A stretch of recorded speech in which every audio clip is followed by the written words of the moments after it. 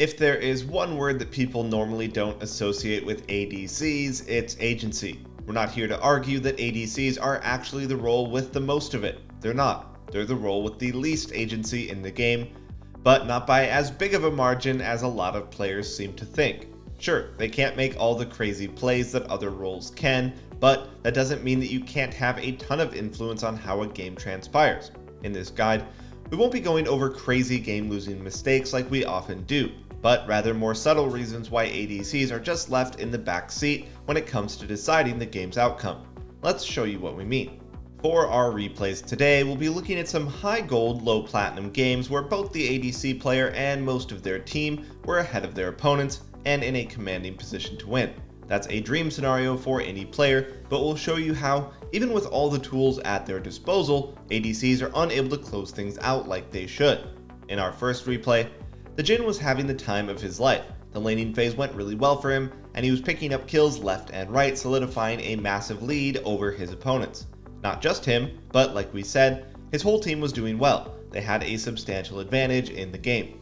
The way things are going, this should honestly be a completely free game where it's impossible for the enemy team to come back. I bet you can guess what happens though, since we're choosing to review this game. The moment we want to critique from the Jhin happens around this Cloud Dragon. The red team begins setting it up with their overwhelming advantage, and a Nidalee Spear steals it. Before getting into the review, there's some things we want to touch on. One, this was not Jhin's fault. We don't even think it was Lee's fault. Mistakes like missing Smite happen and are completely understandable. Number two, this will not be the reason that the red team loses the game. That being said, it is a subtle clue to a larger problem that the entire red team had. And the problem is that all four of these players weren't at fault, but they all could have prevented the steal from even being possible in the first place. Fiora is not included in this since she was where she's supposed to be. As this is an ADC guide though, let's focus on Jhin. Where did things go wrong, and how could he have influenced things to prevent this? Well, this is a two-part issue. Before this dragon capture even began, Jhin was bottom pushing an extra wave he did not need to. He had enough gold to buy a pickaxe and did not need this extra wave.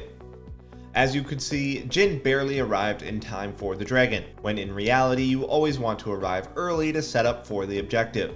Now, the way each role sets up objectives beforehand is a bit different. As an ADC, can you think of what Jhin should have done had he been here earlier? We didn't want this answer to be too obvious, so don't feel bad if you didn't get this one. The answer is to get pressure with mid-prio, which may seem odd considering the wave has already crashed into the enemy tower, right? Well, mid-prio became a bit of a meme a while ago in the professional scene, since it doesn't actually do anything on its own and teams were overvaluing it. It doesn't matter if a single minion wave is at your tower, it doesn't really do anything. The point of mid-priority is generally to actually use that wave to pressure your opponents. This is one of the biggest strengths an ADC can utilize to actually have agency in their games. You generally push waves faster than every other class, and you pressure towers the hardest. You need to force your opponents to react to your mid pressure, then double back with your team and zone them from even getting near the dragon. As an ADC, when you're fed, you can't force a fight like a Riven, for example, could. Bruisers and assassins can just go in 1v4 and win the game solo. That being said, you can definitely force rotations from your opponents with your pushing capabilities. It's a shame that it's one of the best strengths of the role in general, but it's so underutilized in low elo. Players just overgroup and wait for a fight to happen because they think that's the only thing that they can do to influence the game. Yes, dealing a ton of damage in teamfights is one of the core roles an ADC brings to a team comp, but you can do so much more by learning how to push waves at the right time. Unfortunately for Jhin and his team, they didn't manage to end the game before Kassadin became a monster. There were a ton of other mistakes that game, and we're not saying that the Cloud Soul they would have changed the outcome of the game, but it definitely would have made things easier, that's for sure. Alright, moving on to the second ADC we'll be reviewing, which is this Draven. Much like the Jhin, Draven and his team were popping off extremely hard this game. In fact, a lot of it was actually due to the enemy Zyra literally trolling. She was handing over kill after kill for whatever reason that trolls justify their trolling. By all accounts, this should be such a free game. And yet, we know exactly what's going to happen at the end, don't we? Alright, be warned, you're about to hear some of the most picky and unfair criticism we will ever have about a low elo player. Just realize that we'll only be doing so to highlight one of the most important concepts when it comes to ADC agency, efficiency.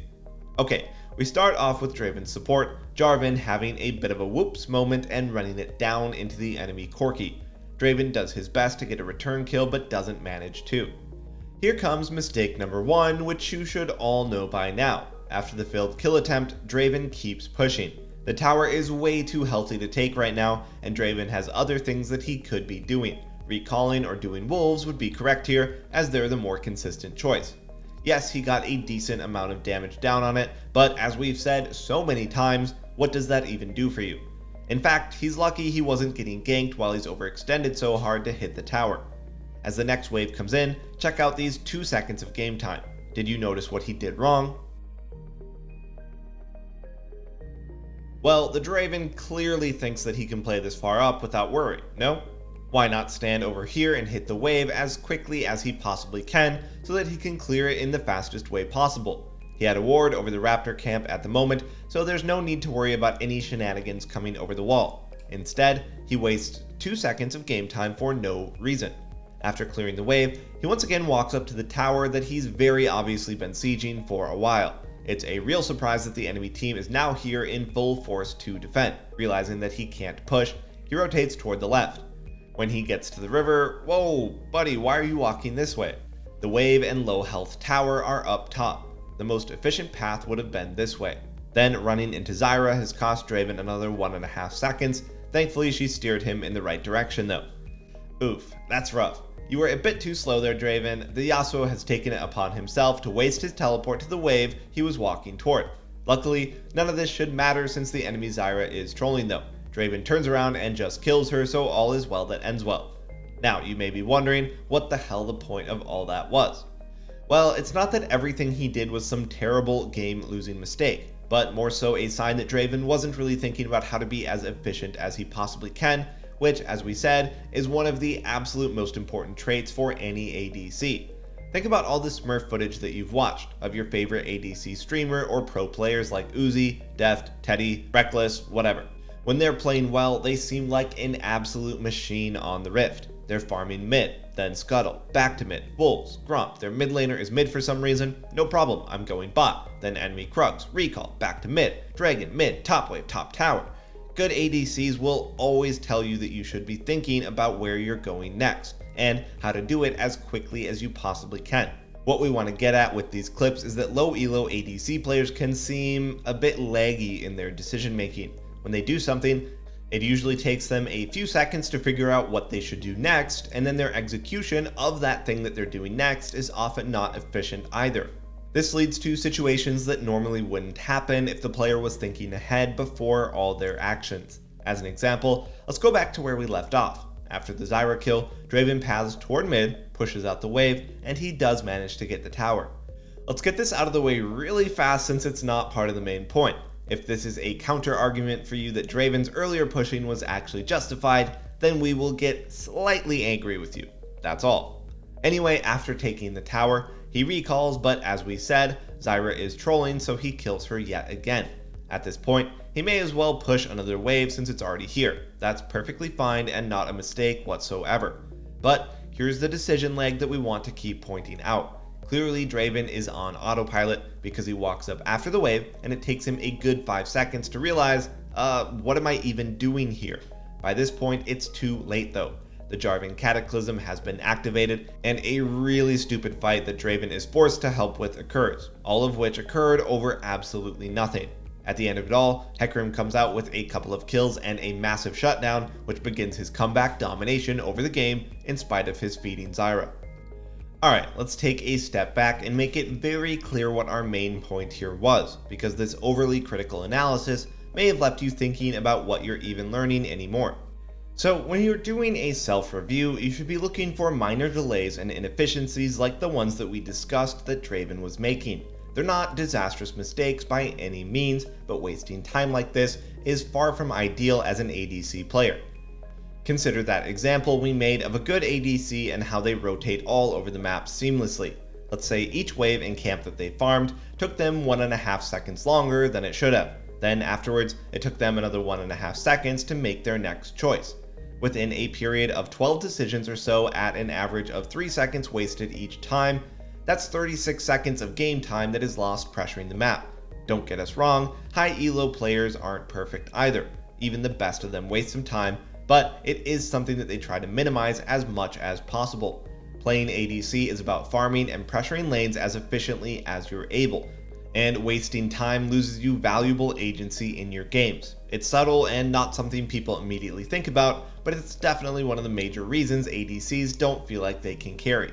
Not only that, but when you're not lagging in your decision making and know what you're doing next, then you tend to get stuck in dumb areas less often than usual. If you're not in dumb areas, then it's less likely you and your team throw the game for no reason. At the end of the day, you don't have to agree with our assessment of what these ADCs did wrong. Maybe you value tower damage more than we do. Sure, there's an argument to be made there. But that wasn't the main point here. The core idea is that ADCs feel like they don't have agency in their games, but they very easily can. It's not flashy like a Tryndamere split pushing like a madman against 4 players, but you can have a lot of influence knowing exactly where you should be, using your wave clear, pushing power, and objective damage, and getting there as efficiently as possible. By the way, you should know where these videos come from. Our hyper improvement platform, SkillCapped, is by far the best place to be if you want to actually improve at League of Legends. You can input your rank before signing up to see where we think you'll climb to. If you don't reach that rank while actively using SkillCapped, you can claim a full refund. That's like a gym membership guaranteeing that you'll get ripped. We offer this because our service really does work, and if it doesn't, then you shouldn't pay for it. So be sure to check us out after this. Anyway, that's going to wrap this one up. Thanks for watching, and we'll see you next time.